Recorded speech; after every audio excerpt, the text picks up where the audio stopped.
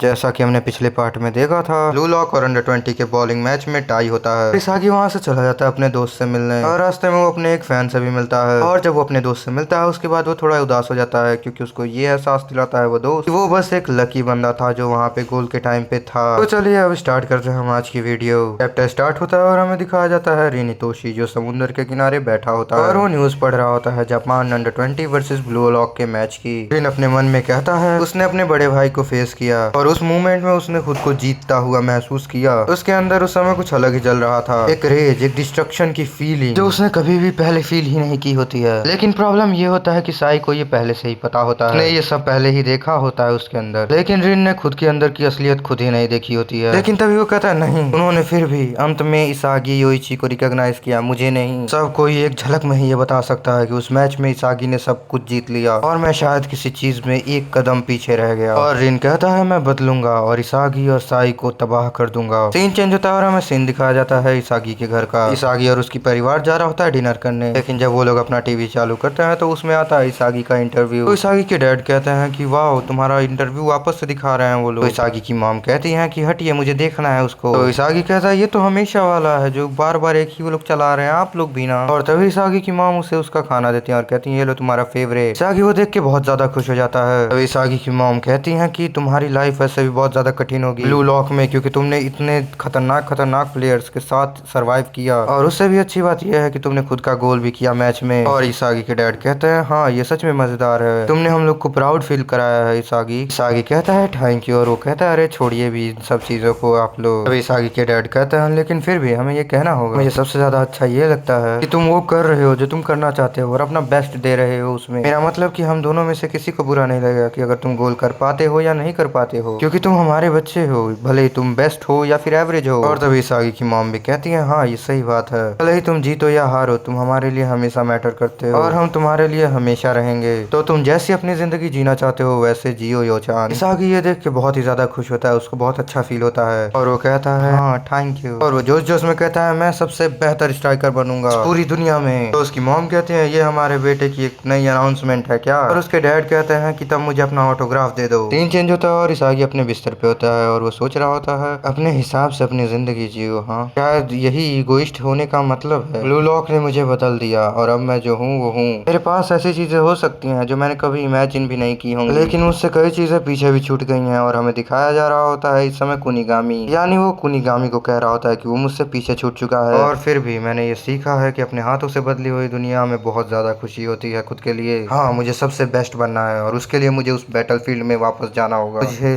जीना है blue lock में। तभी उसके फोन पे नोटिफिकेशन आता है और वो किसी और का नहीं आंद्री का होता है और उस नोटिफिकेशन में लिखा होता है कि ब्लू लॉक का फेज 2 स्टार्ट होने वाला है। और इसमें हमें सभी बंदे दिखाए जाते हैं, चाहे भले ही वो चिगिरी और बाचिरा हो, चाहे वो गागामारू हो या फिर राइची हो या फिर शीडो हो, निको हो या फिर अपना हियोरी, इन सभी को नोटिफिकेशन आ गया होता है और वो सभी देख चुके होते हैं। और सीन शिफ्ट होता है और हमें दिखाया जाता है ब्लू लॉक हेडक्वार्टर, जिसके ऊपर 2 प्लेन्स उड़ रहे होते हैं और वहाँ पे बस से ब्लू लॉक के लोग आते हैं, आई मीन प्लेयर, और वहाँ पे नरेशन होता है। चलो अब दूसरे डायमेंशन में चले दुनिया का सबसे बेहतरीन स्ट्राइकर बनने के लिए ब्लू लॉक के फेज 2 में, और वो होता है स्टार्टअप। और भाइयों यही तक की थी आज की वीडियो। ये चैप्टर काफी ज्यादा छोटा था कंपेयर टू बाकी के चैप्टर, और आपकी अगली वीडियो आने वाली है जल्दी। और मैं फ्रांस वर्सेस अंडर 20 जापान वाला मैच जल्दी कवर करने वाला हूँ, तो चैनल को सब्सक्राइब कर लें। अभी के लिए tata bye bye, see you soon.